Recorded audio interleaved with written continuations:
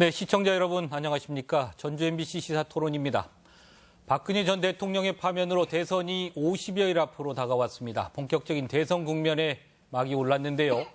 국민의당이 이달 25일, 민주당은 27일에 호남에서 경선을 시작하면서 각 당들은 다음 달 초면 대선 후보를 모두 확정할 것으로 보입니다. 시사토론 오늘은 민주당과 국민의당, 바른정당, 정의당의 지역 책임자들 모시고 각 당의 대선 준비 체계에 대해서 듣고 지역의 대선 판세를 분석해 보겠습니다. 오늘 함께해 주신 분들 소개해 드리겠습니다. 네, 김광수 국민의당 도당위원장 나오셨습니다. 네, 반갑습니다. 김광수입니다. 네, 김춘진 더불어민주당 전북도당위원장 나오셨습니다. 네, 반갑습니다. 김춘진입니다. 네, 정운천 바른정당 전북도당위원장 나오셨습니다. 안녕하세요. 정운천입니다. 네, 염경석 정의당 전북도당 공동대표 나오셨습니다. 안녕하십니까. 네, 오늘 토론 함께해 주셔서 감사합니다. 그럼 먼저 각 당 경선 체제 돌입했다는 소식 말씀드렸는데요. 경선 일정에 대해서 먼저 말씀 듣고 토론 본격적으로 시작해 보도록 하겠습니다. 김춘진 위원장님, 더불어민주당 경선 일정이 가장 먼저 확정이 되고 지금 순조롭게 진행이 되고 있는 것 같습니다. 네. 민주당 경선 일정 어떻게 됩니까? 네, 그렇습니다. 우리는 준비된 정당으로서 준비된 후보들이 있기 때문에 후보 간의 상호 상의에 의해서 경선 일정이 일찍이 확정이 돼서 선거인단을 모집을 하고 있습니다. 그래서 선거인단은 3월 21일까지로 마감을 하고 네. 그 다음 날인 22일에 150개 전국의 250여 곳의 투표소에서 투표를 일제히 하게 됩니다. 그리고 호남이 가장 먼저 ARS 투표를 하게 됩니다. ARS 투표는 25, 26일 토요일, 일요일 날 호남 권역에서 ARS 투표를 하고 그 다음에 이틀간씩 충청도, 영남, 또 수도권 이렇게 합니다. 그리고 월요일 날 27일 날 우리가 호남 권역 광주에서 그 현장 투표를 하게 됩니다. 예. 그때는 이제 대의원들이 모여서 유세와 함께 현장 투표를 하죠. 그래서 마지막 날이 이제 4월 3일 날이 되겠어요. 4월 3일 날은 수도권에서 현장 투표와 동시에 그 개표를 하게 됩니다. 그래서 예. 만일에 과반수 투표가 나오지 않으면은 이제 나흘간에 걸쳐서 또 ARS 인터넷 또 현장 투표를 하게 됩니다. 그리고 예. 8일 날 이 투표를 통해서 당선자 후보자를 결정하게 됩니다. 근데 그 과정에서 보면은 우리는 이제 제2동포가 투표를 하죠. 외국에 있는 유권자들도. 그래서 그 유권자들이 30일 날, 1일, 2일, 3일에 걸쳐서 인터넷 투표를 하게 되죠. 그래서 명실상부한 후보를 선출하게 됩니다. 예, 알겠습니다. 27일 호남 경선이 가장 빠르다는 말씀이죠, 현장 투표가요? 네, 호남은 역시 이제 저희 민주당의 뿌리가 호남이지 않습니까? 예. 그리고 특히 우리 전북은 당원이 가장 많아요. 47만여 당원을 가지고 예. 있습니다. 그래서 호남 표심이 어떻게 나타나느냐 여기에 따라서 선거가 많이 좌우되기도 한 예가 있습니다. 예, 호남 표심이 굉장히 중요하겠군요. 네, 그렇습니다. 예, 김광수 위원장님 예. 여쭤보겠습니다. 국민의당 예비 후보로 지금 6명이 등록했는데요. 3명으로 압축하신다고요? 네, 일정 오늘 지금 11시에 예. 압축할 겁니다. 예. 저희는 이제 사전 선거인단을 등록하지 않고 그냥 완전히 오픈 프라이머리로 신분증만 가져가면 누구나 다 투표할 수 있는 현장 투표로 합니다. 그렇게 현장 투표가 80% 그리고 여론조사가 20% 이렇게 결정을 합니다. 그리고 25일 광주, 전남, 제주를 시작으로 해서 예. 우리 전북은 26일 예. 아마 전주 실내체육관이 될 것 같은데요. 네. 체육관에서 이제 누구나 다 와서 투표하면 됩니다. 그리고 한 곳에서 투표만 다 할 수 없기 때문에 한 25개 정도 투표소를 우리 전북 전체에 운영할 예정으로 있습니다. 그래서 예. 그렇게 투표를 하고요. 그다음에 마지막에 4월 2일 날 서울 경기, 그다음에 마지막 4월 4일 날 충청권을 마지막으로 해서 최종 후보가 뽑히게 되는 거죠.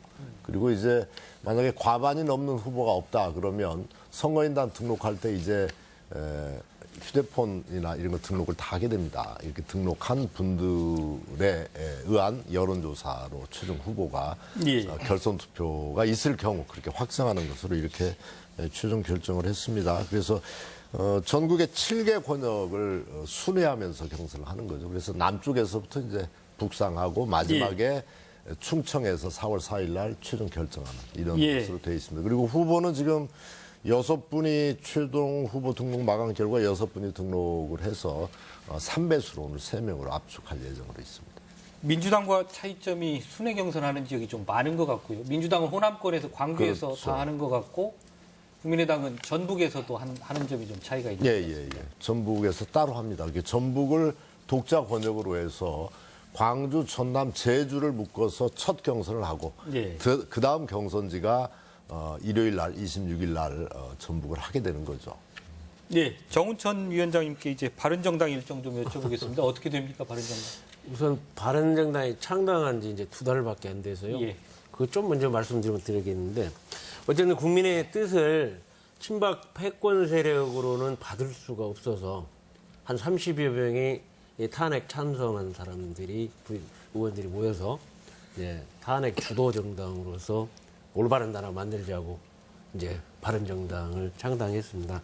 그러니까 창당하고 나니까 굉장히 시간이 이제 급하고 이렇게 됐는데 우선 이번 경선 방식이 그저께 결정이 돼서 우리 국민 평가단 4,000명을 모집하고 거기에 따라서 40% 당원 선거인단 30% 그리고 여론조사 30% 하는데 어쨌든 붐업을 해야 하기 때문에 슈퍼스타 K 방식으로 호남권, 충청권, 영남권, 수도권 이 네 군데에서 19일부터 시작을 해서 진행을 하고 28일 날 올림픽공원에 올림픽홀에서 이제 지명대회 3,000명이 모아서 최종적으로 지금 유승민 의원과 남경필 지사가 이렇게 경선을 통해서 후보가 만들어질 것 같습니다. 후보 확정은 아마 가장 빨리 될 것 같습니다. 정의당 빼고요. 네, 그렇습니다.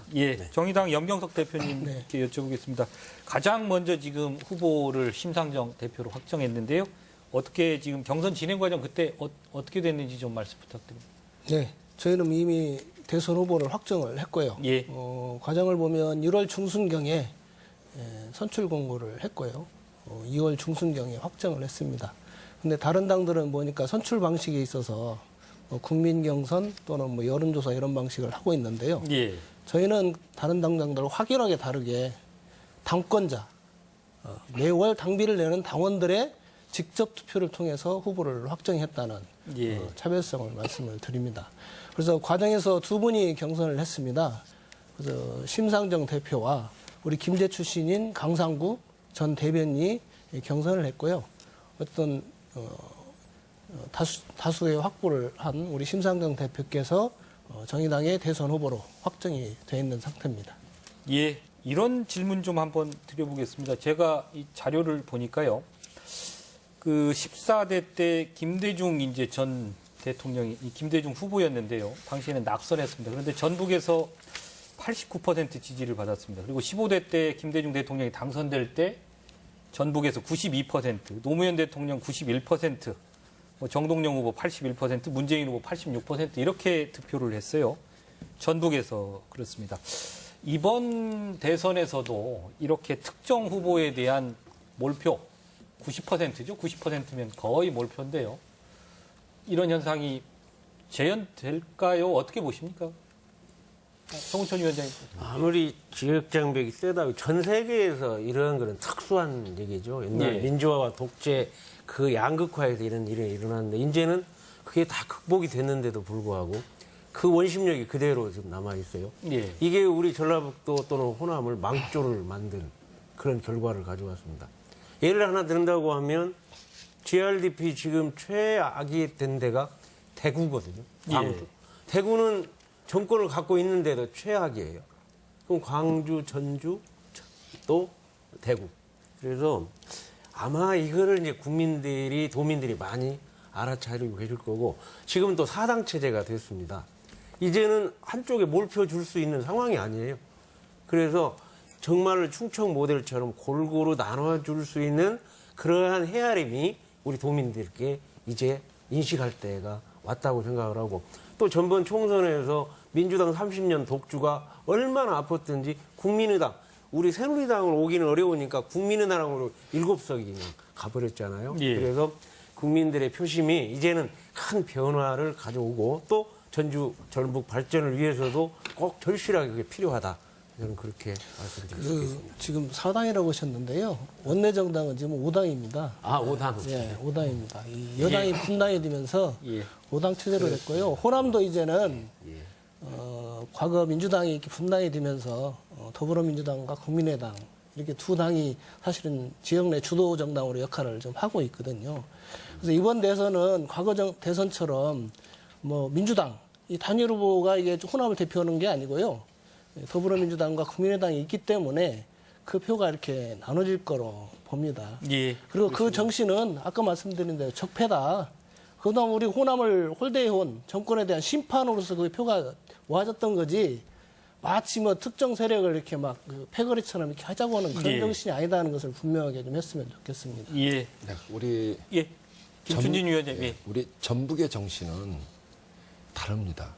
우리가 비록 경제적으로 손해를 보더라도 큰 대의에 충실한 그런 정신이 전북의 정신입니다.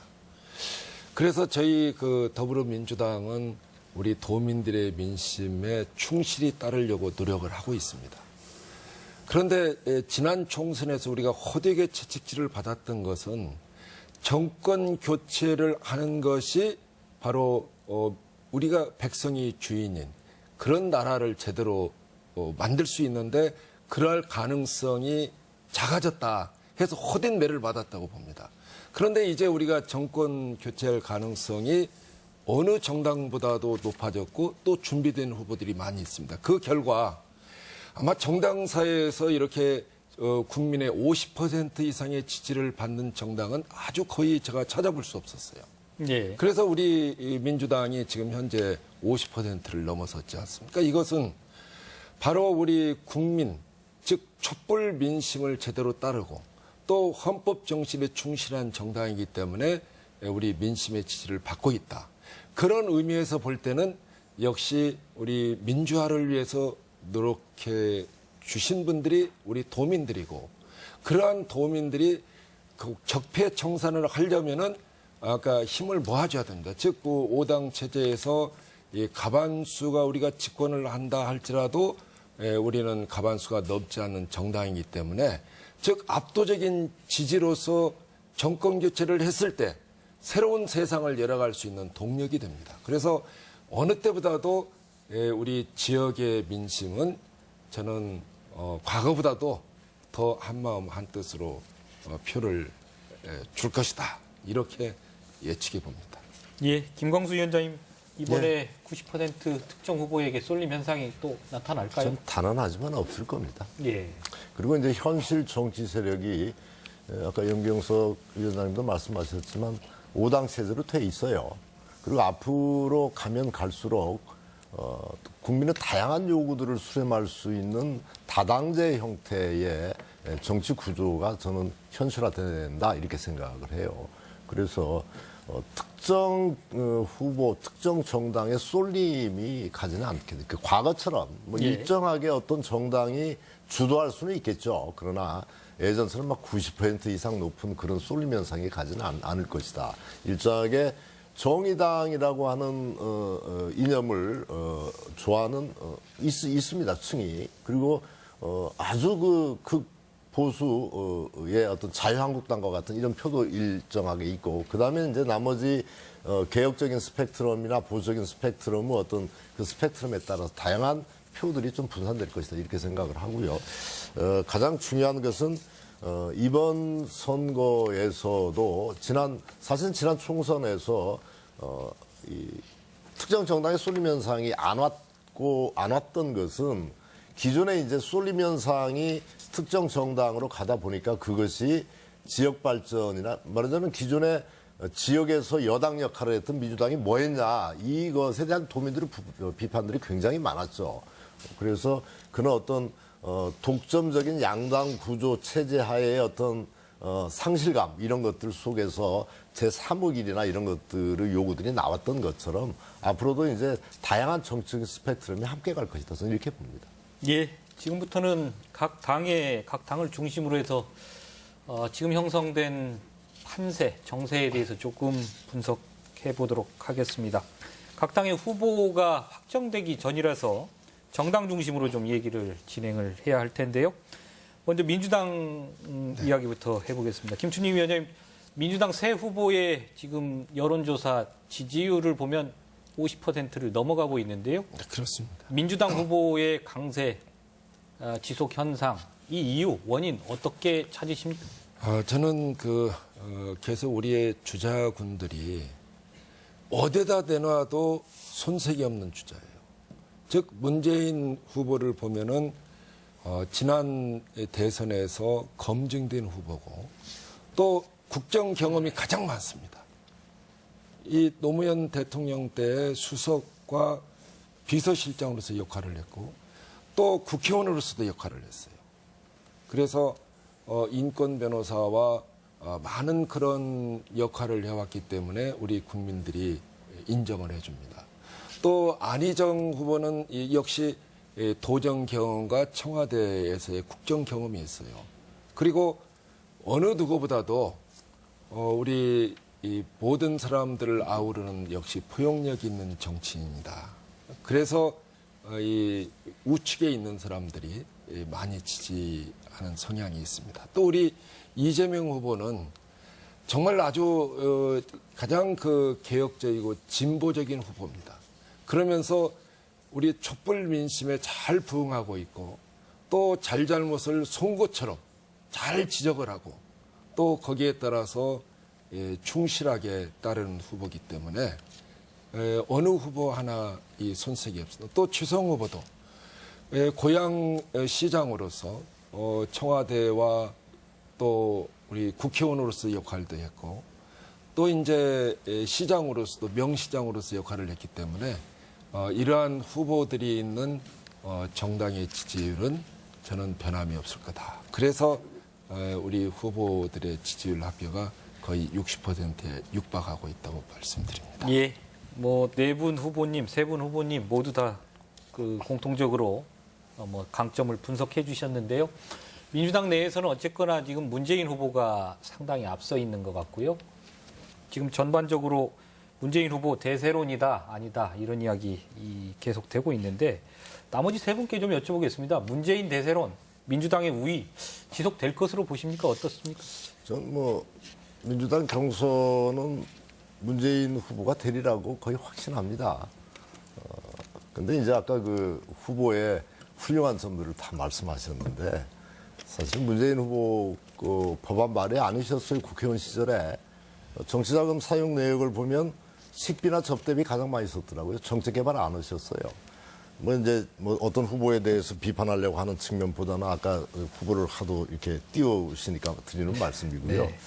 어쨌든 저는 문재인 대세, 이제 민주당 내에서는 대세죠. 그렇지만 기존에 이제 18대 대선이 박근혜 문재인 프레임이었지 않습니까? 그래서 이제 박근혜 대통령이 된 거고. 그런데 이제 박근혜 대통령이 부정, 부패, 직권남용 이런 것으로 이제 한 축이 사라졌습니다. 이게 둘이 대세를 형성했을 때 박근혜가 죽을 쓰니까 이제 문재인이 올라간 거고요.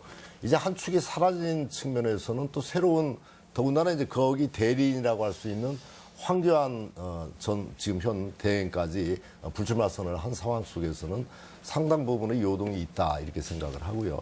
그리고 이제 가장 중요한 것은 각 당의 후보가 선출되는 시점이 아마 4월 초 정도 될 것 같은데 4월 초에 이제 민주당의 대세론이라고 이야기하시는 문재인 되고요. 국민의당은 아마 모르겠습니다. 안철수, 손학규, 또 박주선 이렇게 있는데 누가 될지는 아직 모르겠어요. 이제 국민의당도 후보가 선출이 되고 정의당은 이미 심상정 대표가 나왔고 바른정당은 아직은 모르겠고요. 그런데 이제 보수표는 거의 몰락이 돼 있는 상황인데 보수 쪽이 너무 부패하고 죽을 써서 국민들의 신뢰를 거의 잃어버렸어요.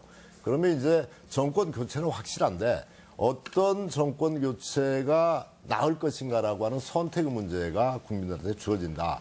그게 이제 각 당 후보가 결정이 돼 있을 때 어떤 후보가 조금 더 콘텐츠가 많고 미래 대한민국을 끌어갈 수 있는 지도자일까 이런 측면에서 국민의 선택지는 정권 교체는 기정사실이라는 상황 속에서 각 선택된 각 당 후보를 가지고 경쟁을 하지 않을까. 그래서 각 당 후보가 선출되는 시점 4월 초 정도가 이제 새로운 그리고 이제 본격적인 대통령 본선의 시작이다. 저는 이렇게 보고 있습니다.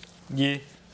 바른정당 정운천 위원장님 어떻게 보십니까? 문재인 후보가 지금 지지율로 40%를 못 넘는 이유가 예. 40%가 한계론을 얘기합니다. 또 현장의 민심을 보면 문재인 갖고는 대통령 될 지도자가 안 된다고 하는 이유가 우선 우리 전라북도는 비서실장 할 때 호남 홀대 그렇게 몰표 91% 줬어도 불구하고 호남 홀대를 다 얘기하고 있거든요. 그 이후에 작년에 표정 못 짜고 또 호남에 와서 호남 지지 없으면 은퇴하겠다 해놓고 그냥 넘어가거든요. 또 이번 대통령 되면 북한 먼저 가겠다. 이래야 되니까 불안한 거예요. 이를테면 대통령이라면 대한민국 전체를 어우러내는 그런 포용과 더불어 적폐청산이 있어야 되는데 먼저 적을 가상해가지고 뭐 한국당, 바른당은 적폐청산 대상이다. 막 이렇게 되는 건 지금은 이게 화합과 소통의 시대인데 이 나라의 지도자가 될 만한 분이 지금 현재는 문재인 후보가 제일 앞서가고는 있는데 이러한 한계론이 나오기 때문에 저희 당이나 이제 이 보수 쪽에서는 오히려 문재인 대표가 꼭 후보가 되기를 바라요. 그래야 희망이라도 좀 있다. 이렇게 생각합니다. 아, 그렇습니다. 예. 안희정, 이재명 후보가 되면... 안희정이 후보 되면 우리는 어떻게 방법이 없다. 우리 보수까지 껴안거든요. 네. 안희정 후보는. 예. 염경석 대표님 어떻게 보십니까? 뭐 지금 문재인 대세론에 대해서 얘기하고 있는데요. 어떻게 받아들이시나요?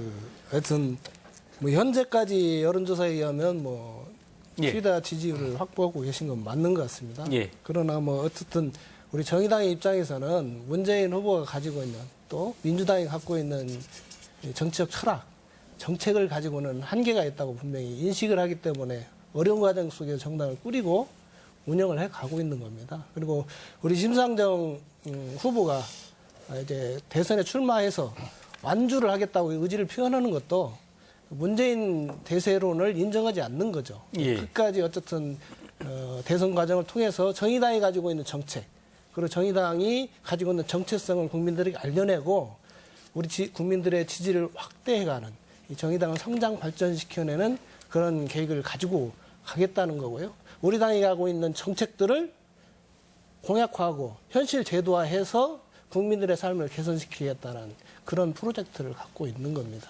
예. 어쨌든 문재인 후보가 현재는 뭐 다수 지지율 확보하다 보니 자꾸 몸을 사리시는 것 같아요. 부자 몸조심 한다고 하는데 문재인 후보가 그동안 잘해서 지지율이 높은 건 아니고요. 촛불 민심이 이제는 기존의 보수정당을 바꿔내는 그런 정권 교체를 해야겠다는 그 여망 속에서 상대적으로 문재인 후보가 인지도도 높고 그러다 보니까 좀 지지율이 높은 거라고 생각하고요. 우리 아까 김광수 위원장님 말씀드린 것처럼 4월 초에 각 당의 후보들이 확정이 되면 그때부터 본격적인 대선 레이스는 다시 시작되는 거다. 이렇게 생각합니다. 김준일 위원장님 좀 답변을 듣고 싶은데요. 예. 문재인 후보에 대한 공세가 대단합니다. 예, 그렇습니다. 원래 선두 주자는 공격을 받기 마련입니다. 네. 그만큼 강하다는 것을 반증합니다. 저는 기존의 대세론과 이번의 대세론은 차이가 있다고 봅니다. 과거의 대세론은 지역적인 한계가 있어요. 즉 PK다, TK다, 충청이다, 호남이다. 그리고 20대, 30대 지지율이다. 이렇게 이제 이 차이가 있습니다. 이번에 지지율을 보면은 전국적으로 다 골고루 지지를 합니다. 그래서 처음으로 전국의 지지를 받고 또 세대 간의 이런 차이가 없이 골고루 지지를 받는 후보가 저희 민주당의 후보고 문재인 후보다. 그래서 이렇게 특히 이제 60대는 조금 제외하고 다 대부분 지지를 다 받습니다. 그래서 이러한 지지를 받는 후보라면은 역시 여론조사에 민심에서 우위를 점하고 있는 후보가 저는 유리할 것이다. 그리고 이러한 민심은 저는 쉽게 변하지 않을 거라고 봅니다. 그리고 우리 김광수 의원님께서 뭐 법안 발의 이야기하고 뭐 하는데 사실 제가 이 상임위원장으로서 모당의 이 대권 후보의 의정 활동을 보면은 원래 대권 후보 반열에 든 사람들은 자리를 잘 안 지켜요. 그래서 저는 이 대권 후보 할 사람들은 이 국회의원이 되는 것이 과연 옳은 것인가 그런 것인가 그것부터 평가를 해야 됩니다. 그래서 국민들한테 누가 되는 일을 많이 합니다. 거의 그래서 한번 한번 들여다보십시오. 얼마만큼 재성률이 있는지. 네. 그래서 철저하게 예. 이게 반성을 해야 됩니다. 예. 제가 한 말씀만 더 드릴게요. 어차피 이제 강하다, 그만큼 강하다는 것은 반증이다.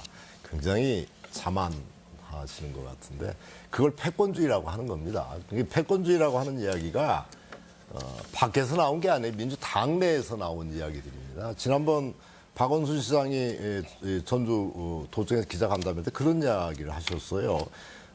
민주당의 그러니까 문재인 대표는 청산의 대상이지 주체가 될 수 없다. 당연 내에서 나온 이야기예요. 문 대표는 이미 기득권 세력이다. 이렇게 문재인 박원순 시장이 비판을 했어요. 그리고 이제 안희정 후보도 이런 이야기를 하더라고요. 문재인 후보에게 문제 제기하는 것마저도 비판받으면 안 된다. 사실은 그런 경험들이 각 후보들이 많이 있었단 말이죠. 박원순 시장이 사퇴하는 과정이라든지 대구의 김부겸 의원이 사퇴하는 과정이라든지. 그래서 이제 패권이라고 하는 이야기가 외부에서 이야기하는 것이 아니라 당 내에서 흘러나온 이야기다. 그런 말씀을 한번 드리고요. 그다음에 이제 아까 국회의원 이야기를 하셨는데 하면 안 된다 대권 후보는. 근데 문재인 후보 국회의원 직을 가지고 대선에 나오셨어요. 지난번 18대 대선 때. 그런 건 또 어떻게 설명하실 겁니까? 그렇게 말씀하시면은 이전 투구가 된다고 생각하고요. 솔직히 문제가 있었던 부분들은 서로 인정을 하는 것들이 올바른 자세가 아닌가 이렇게 생각을 합니다. 그리고 이제 지금 시점에서 대세를 이야기하는 것은 대단히 좀 자만스러운 것이다. 사실은 지금 대선 후보의 여론조사 응답률이 10%를 채 못 되거나 약간 넘어요. 그러니까 10,000명을 여론조사하면 한 1,000명 정도가 대답을 하는 거고 그중에 한 35% 작업시다. 350명이 지금 문재인 후보를 지지하는 건데 나머지 분들은 판단을 유보하고 있는 겁니다. 그래서 어떤 식으로든 간에 지금 현재가 여론조사의 어떤 적합성이나 이런 것들을 따지기는 굉장히 무리다. 그래서 이제 사실은 트럼프가 당선된 것이라든지 영국의 브렉시트라든지 지난번 총선에서 모든 여론조사가 다 오류를 범했던 내용들이지 않습니까? 그래서 사실은 정확히 이야기하면 4월 2일 각 당의 후보가 끝난 시점이 본선의 정확한 출발점이 될 것이다. 이렇게 보는 거죠. 예.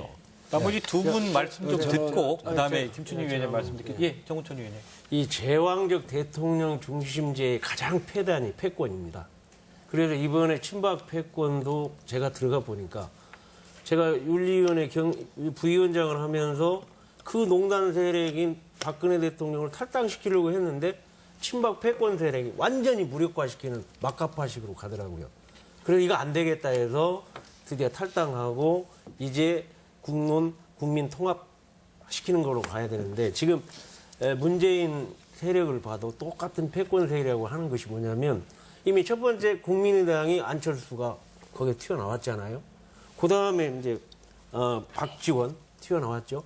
이번에 그렇게 민주당을 살려냈던 김종인 전 대표가 국회의원직을 박차고 이번에 물러나온 첫 번째 얘기들이 친문 패권 세력을 제대로 이 얘기를 해주고 나왔습니다. 그래서 지금 이 나라가 이제 4당 체제, 5당 체제가 돼서 서로 이제 상생, 연대, 연정, 연합으로 해서 나라를 끌고 가야 돼요. 그런데 패권 세력이 다시 등장한다고 하면 이 나라는 다시 옛날로 돌아가는 것이다. 그래서 빨리 그러한 걸 극복해내는 어떤 모습들이 국민들한테 보여줘야 된다고 생각합니다. 예. 염 대표님 하실 말씀이 있으신지. 패권이라는 단어만 들어도 저도 가슴이 아픕니다. 예. 과거 민주농당 시절에 어떤 당내 패권에 의해서 안타깝게도 우아졌던 진보 세력들이 다시 흩어지는 그런 현실에 좀 이르르고 있거든요. 그래서 그 패권이라는 문제는 어쨌든 없어져야 할 하나의 또 적폐라고 봅니다. 이 패권이라는 말 자체는 대단히 반민주적이고 비민주적이라는 얘기죠. 다수의 횡포 이렇게 표현을 해도 맞을 겁니다. 그래서 다수라는 힘을 가지고 다양성을 존중하거나 소수 의견을 존중하면서 민주주의를 행하는 이런 게 아니라 이 다수의 힘을 이용해서 장악을 해가고 자기들이 전역을 하는 거죠. 그렇기 때문에 비민주적이고 반민주적이라는 겁니다. 그래서 당내에 그런 민주주의를 못한 사람이 나라의 리더가 된다, 대통령이 된다. 그러면 그 정책 과연 제대로 민주적으로 작동이 될 거냐? 그러지 못한다면은 그건 굉장히 위험한 인물이라고 이렇게 볼 수밖에 없지 않는가. 예, 알겠습니다. 말씀드리겠습니다. 예, 김춘진 위원장님 하실 말씀이 있으시죠? 네, 뭐 예. 여러 말씀들을 많이 해서 하나하나 제가 답변을 드리겠습니다. 역시 이 패권주의라고 하는 것은 사실은 실체가 없는 겁니다. 패권이라고 하는 사전적인 의미는 이 어느 분야에서 으뜸을 차지해서 누리는 공인된 권리와 힘이라는 뜻입니다. 그래서 그런데 그러한 힘을 아까 말씀하신 대로 이제 패거리 정치라든가 뭐 이런 쪽에 의해서 아까 비민주적이다 뭐 이런 이 정도의 차이가 있을 수는 있어요. 그러나 대한민국은 법치주의 국가입니다. 즉 아까 패거리 정치를 해서 이번에 탄핵을 받은 대통령이 바로 그 대표적인 예라고 네. 생각합니다. 그리고 5당 체제가 효율적이라고 말씀하시는데 5당 체제가 돼가지고 그 선진화법에서 합의가 잘 안 되기 때문에 사실 상당히 그 법안 하나 개정하기도 어려워요. 그래서 지난번에 뭐 우리 개헌연대를 만들겠다 했는데 상당히 이제 그런 면에서는 문제가 있다. 그리고 우리 여러 가지 이제 우리 박지원 대표라든가 뭐 우리 저 추천 나가서 이렇게 하는 것은 저는 책임 정치 구현에 맞지 않다고 봅니다. 어떻게 해서 자기가 쭉 원내대표나 당대표나 이런 중요한 위치에 있던 사람들이 그 정당을 이끌었던 사람들입니다. 그런 사람들이 다른 사람이 정당의 대표가 됐다고 그래서 과연 우리 추미애 대표가 패권주의에 입각해서 그렇게 패거리 정치를 했는지 저는 묻고 싶습니다. 그리고 그러한 이제 후보는 역시 국민들이 만들어준 거예요.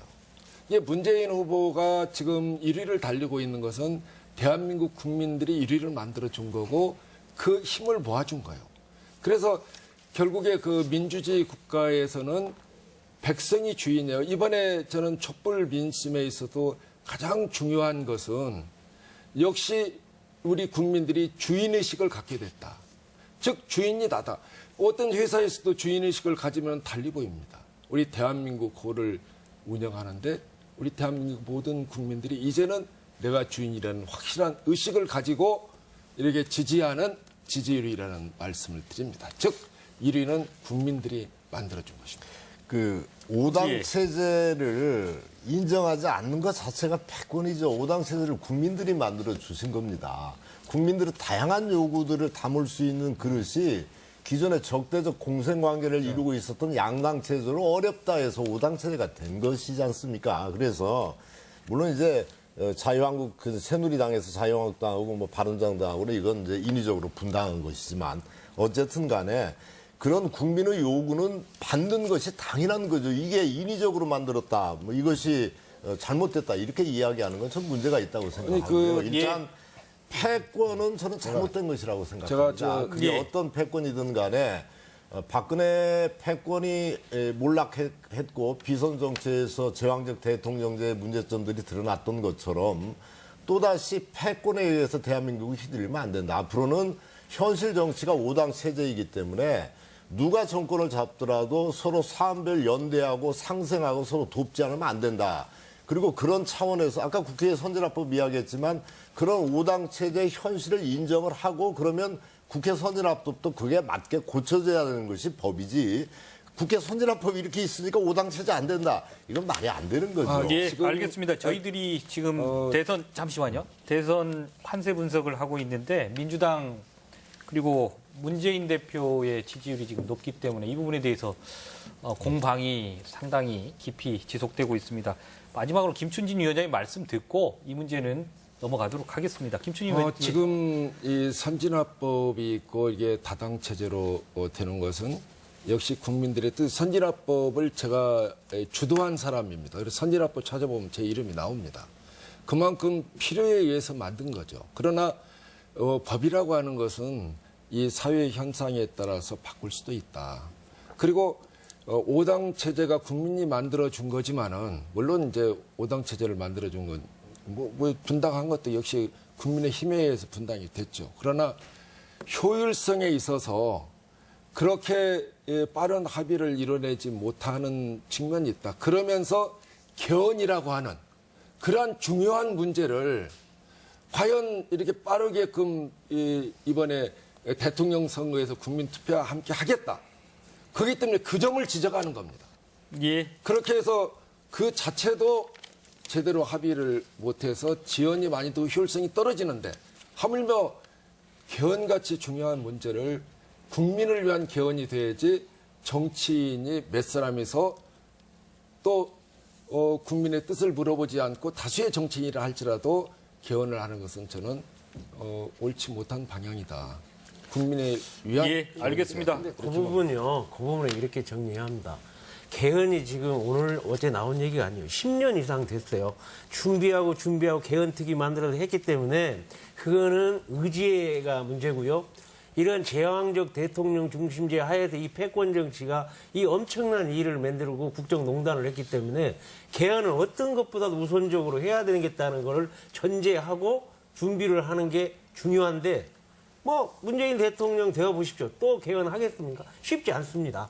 예, 다양한 문제를 그 문제는 국민들이 제가 알아야 할 합니다. 드릴 말씀인데요. 아니 여당일 때 그때 개헌 좀 얘기하시지. 아니, 이제 대통령으로 새롭게 제가- 탄핵의해서 아니, 조기 대선을 넣고 아니, 있는데 이번에 이제 와서 그 개헌을 이번에 하자고 하는 그러니까 얘기는 그러니까 자당적인 이번에 얘기 이러한 아닙니까? 엄청난 사건이 벌어졌기 때문에 더 필요한 그러한 필요성을 느낀다. 개헌의 잠깐만, 필요성은 네. 이전부터 계속 제기됐고요. 논점이 갑자기 흐려졌습니다. 개헌 이야기를 하는 상황이 아니고요. 패권 이야기를 하고 있는데 아까 국회 선진화법은 정말 적대적인 공생관계를 이룬 양당체, 거대 양당 체제에서 꼭 필요한 법이었습니다. 그러나 5당 체제에서 서로 상생과 협치가 필요한 상황에서는 저는 선진화법은 바꿔줘야 된다. 그게 정치 현실이다. 예, 이렇게 정확히 네, 이야기를 이렇게 정리하겠습니다. 저희가 오늘 토론 이 줄거리를 짠 것은요. 민주당 관련해서 어떤 선거의 판세를 분석해보고 또 다음으로 국민의당, 바른정당, 정의당 이런 식으로 가도록 틀을 짰습니다. 이번에 그 민주당 토론 상당히 공방이 치열했는데 민주당에 관한 토론은 이 정도로 마무리를 하고요. 국민의당 중심으로 토론을 좀 해보도록 하겠습니다. 국민의당 김광수 위원장 나와 계시는데요. 개헌 얘기 방금 나왔습니다. 개헌연대, 국민의당, 바른정당, 자유한국당까지 합의를 했다가 결국에는 한 반나절 만에 파기가 됐는데요.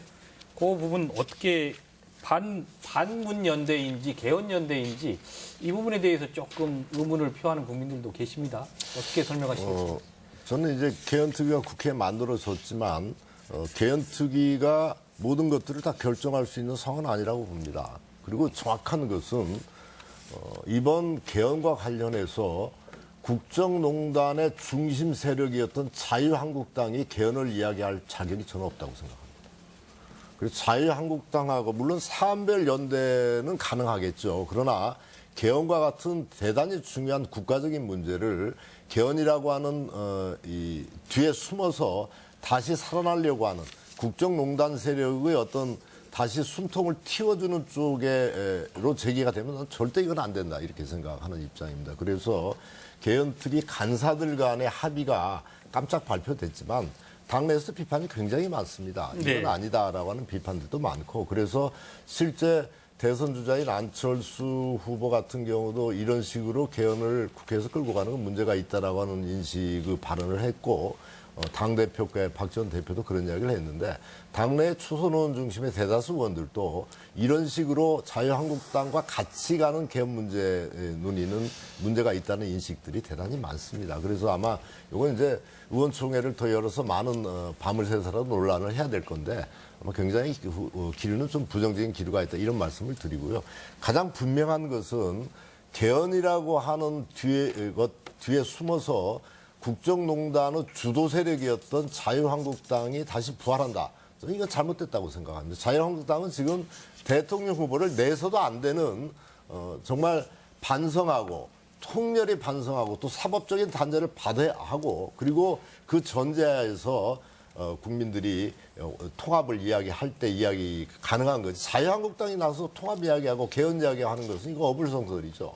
저는 그렇게 생각을 합니다. 예, 그 부분에 아까 제가 예. 개헌 얘기 좀 하다가 말았는데요. 지금 개헌을 얘기하는 것은 굉장히 그 권력을 나눠먹겠다는 의지를 표하는 것에 불과하다. 이렇게 그리고 또한 국민의 촛불 민심을 부정하는 이런 행동이라고 이렇게 봅니다. 예.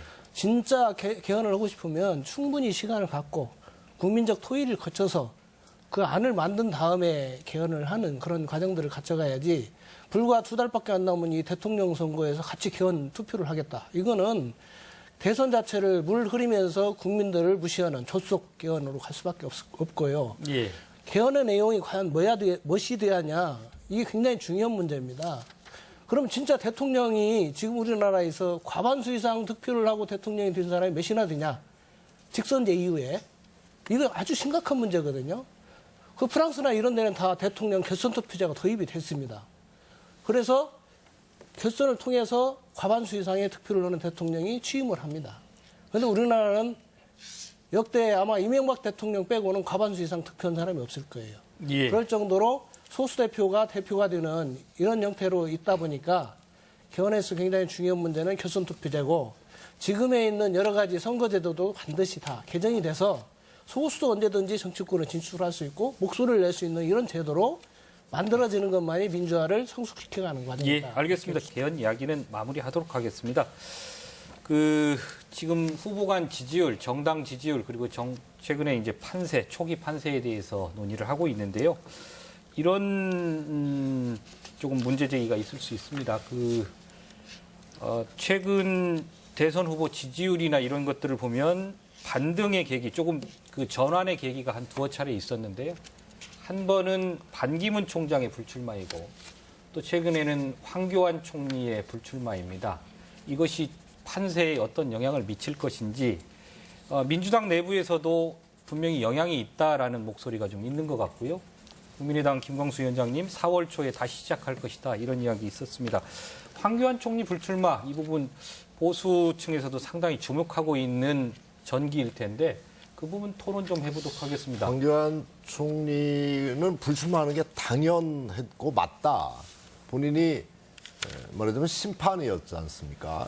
사실은 저희 국민의당에서는 황교안 총리부터 바꿔야 된다 이런 이야기를 꾸준히 했었어요. 탄핵 이전에 총리를 바꿔놔야 선거를 치를 수가 있다 뭐 이런 이야기 했었는데 어쨌든 황교안 총리가 지금 심판의 역할을 하겠다는 사람이 갑자기 선수로 뛰겠다고 나서서 그걸 즐기다가 이게 선수로 뛰는 것이 도저히 안 되겠다 해서 다시 접은 건데 근데 접었음에도 불구하고 선수로 뛰려고 했던 친정팀의 약간의 그 편파적인 판정을 할 수 있는 가능성은 저는 대단히 높다 이렇게 생각을 합니다.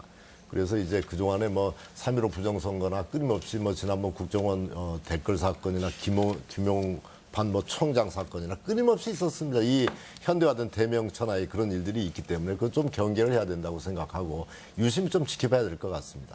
그리고 당연히 황교안 총리는 불출마하는 게 맞고 또 자유한국당 그러니까 이번 국정농단의 주범이었던 자유한국당 후보를 내서는 안 된다라고 하는 생각을 저는 강하게 갖고 있어요.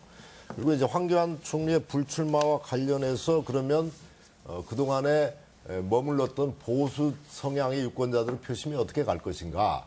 현실적으로 지금 어젠가 뭐 여론조사 나온 거 보니까 민주당 후보 중에 안희정, 대연정을 이야기하는 안희정 쪽에 안희정 지사 뭐 자유한국당까지 포함해서 대연정하자고 하시더군요. 그쪽에 이제 표가 일부 좀 흡수가 됐고 또 아주 미묘하지만 안철수 후보한테 약간의 변동이 상승이 있고 뭐 이런 정도이더라고요.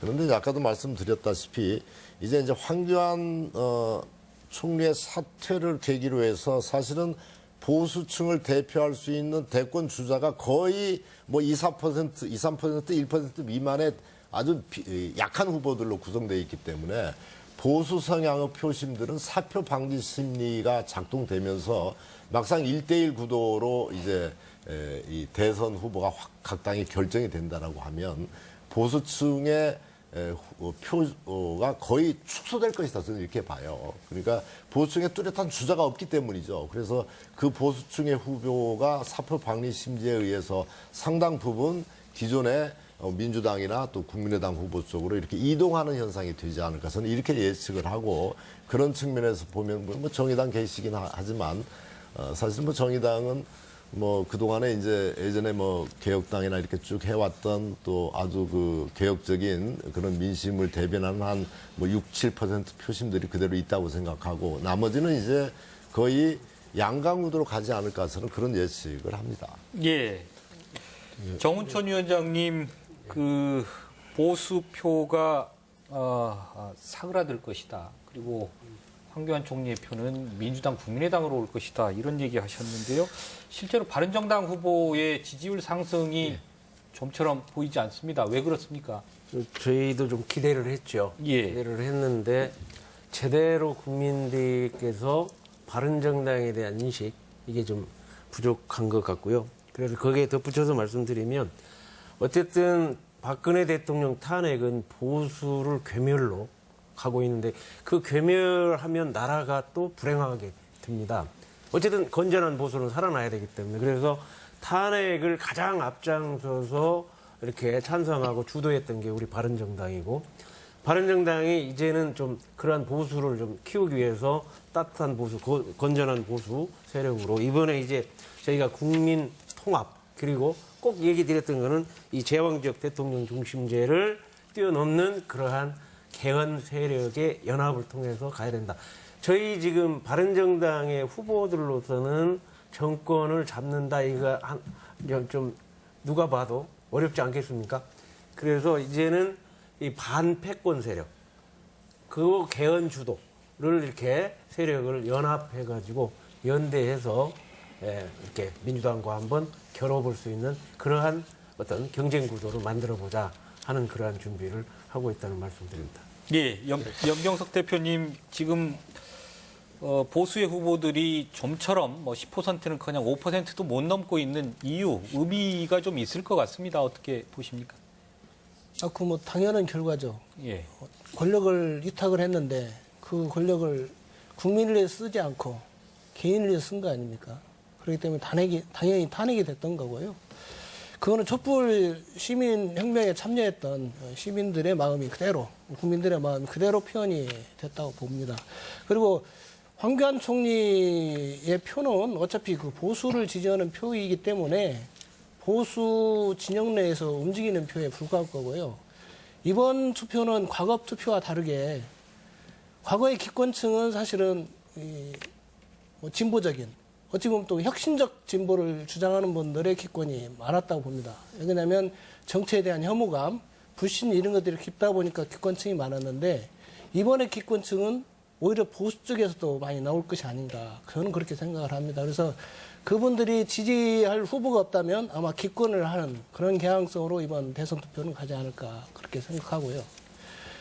지금 조금 전에 우리 정 위원장님 말씀 잘못하셨는데요.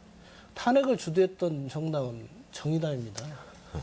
처음부터 탄핵으로 가자고 요구를 했던 정당이 정의당인데 마치 바른정당이 주도할 것처럼 말씀하시면 그거는 사실 왜곡이라고 생각합니다. 아마 이제 정우성 알겠습니다. 김춘진 위원님 국회 탄핵 의석 이야기를 하신 것 같아요. 저는 큰 역할은 하셨죠. 예. 우리 황교안 후보의 표 이제 지지했던 표는 정신을 차릴 거라고 봅니다. 왜? 그 사람들은 보수가 아니에요. 가짜 보수입니다. 수구 세력입니다. 수구를 대변하는 사람들이 나온 거예요. 그래서 진짜 우리 보수 세력들한테 철저하게 철퇴를 맞은 것이다. 그리고 만일에 그분들이 이 대권 후보로 나왔더라면은 저는 우리 대한민국의 가짜 보수가 판치는 그런 사이는 우리 국민들이 용납하지 않았을 거다. 이렇게 봅니다. 그래서 이제 수구 세력들한테 우리가 보수인 것처럼 표를 주고 이런 사람들이 이제 대부분의 우리 대한민국 정치나 세계적인 정치의 흐름이 진보냐 보수냐 이런 흑백 논리에서 떠나서 거의 다 중도입니다.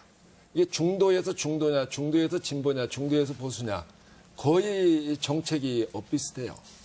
그래서 이제는 우리 가짜 보수에 속아서 투표했던 표심, 지지했던 표심이 이제 정말로 이 보수까지 다 아우를 수 있는 우리 더불어민주당에 많은 분들이 오지 않을까 저는 그렇게 기대해 봅니다. 예, 알겠습니다. 저희가 지금 토론 시간이 거의 흐르고 있는데요.